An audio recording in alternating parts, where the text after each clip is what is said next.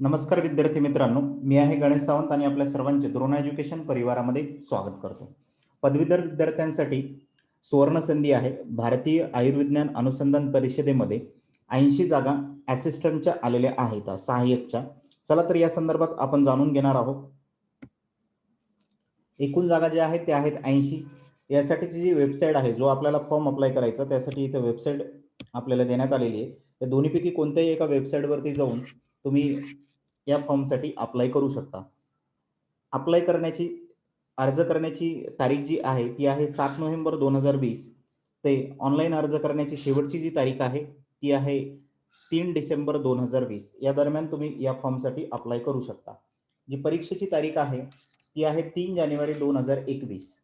यासाठीची वयोमर्यादा जी आपल्याला देण्यात आलेली आहे, ओपनसाठी 18 ते 30 वर्ष, ओबीसीसाठी 18 ते 33 वर्ष, SC ST साठी 18 ते 35 वर्ष या दरम्यान वयोमर्यादा देण्यात आलेली आहे. हे जे पद आहे हे आहे ग्रुप बी असिस्टंटचे पद आहे. यामध्ये जे आपल्याला पेमेंट देण्यात आलेलं आहे ते आहे 35,400 कमीत कमी, जास्तीत जास्त आहे 1,12,400. यामध्ये एज लिमिट आपण ऑलरेडी डिस्कस केलेली. जे एज्युकेशनल क्वालिफिकेशन पाहिजे ते 3 वर्षाचं bachelors degree in any discipline. म्हणजे तुमचं कोणतं जरी ग्रॅज्युएशन झालेलं असेल कोणत्याही शाखेमधून तरी सुद्धा तुम्ही इथे अप्लाय करू शकता. त्यानंतर तुम्हाला नॉलेज पाहिजे MS ऑफिस किंवा पॉवर पॉईंटचं.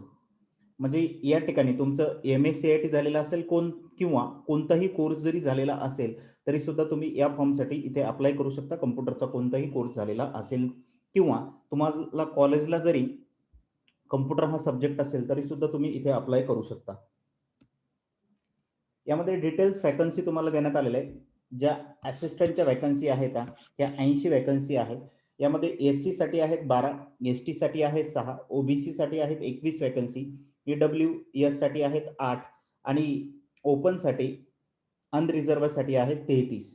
बाकी इथं PWD साठी 4 वॅकन्सी आहेत. त्यांचं वेगवेगळे इथं डिव्हायडेशन देण्यात आलेले आहे, तुम्ही ते बघू शकता. यासाठी जी परीक्षा फी आहे ओपन आणि OBC साठी 1500 रुपये आहे. SC ST EWS आणि वुमेनसाठी 1200 रुपये आहे. आणि यामध्ये ऍप्लिकेशन चार्जेस सुद्धा अवेलेबल आहेत. एक्झाम सेंटर जे आहेत ते आहेत मुंबई आणि नागपूर, महाराष्ट्रामधले असे दोनच एक्झाम सेंटर आहेत. आता टेस्ट यासाठीचा सिलेबस कशा पद्धतीचा आहे किंवा यांचा एक्झाम पॅटर्न कशा पद्धतीचा आहे. यामध्ये 4 सब्जेक्ट यांनी दिलेले आहेत. जनरल इंटेलिजन्स म्हणजे इथे logical reasoning, general awareness, quantity aptitude आणि यामध्ये अॅरिथमॅटिकचा पार्ट इथे जास्त देण्यात आलेला आहे. English language, basic knowledge English लँग्वेजचं असणं आपल्याला गरजेचं आहे.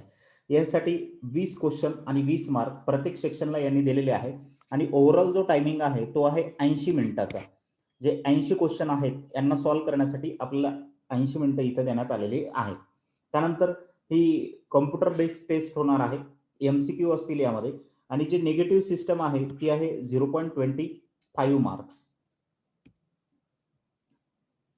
आपले जे नवीन बॅचेस आहेत यासाठी तुम्ही या नंबरवरती कॉन्टॅक्ट करू शकता. जे आपल्या नवीन बॅचेस वगैरे सुरू होतात त्या संदर्भात तुम्ही चौकशी करण्यासाठी. व्हिडिओला लाईक करायला विसरू नका. आपल्या मित्रांबरोबर व्हिडिओ नक्की शेअर करा, कारण नवनवीन येणाऱ्या ज्या वॅकन्सीज आहेत, जाहिराती आहेत त्या त्यांच्यापर्यंत पोहोचलेल्या पाहिजे. चला तर विद्यार्थी मित्रांनो, आपण या ठिकाणी इथे थांबूया. धन्यवाद.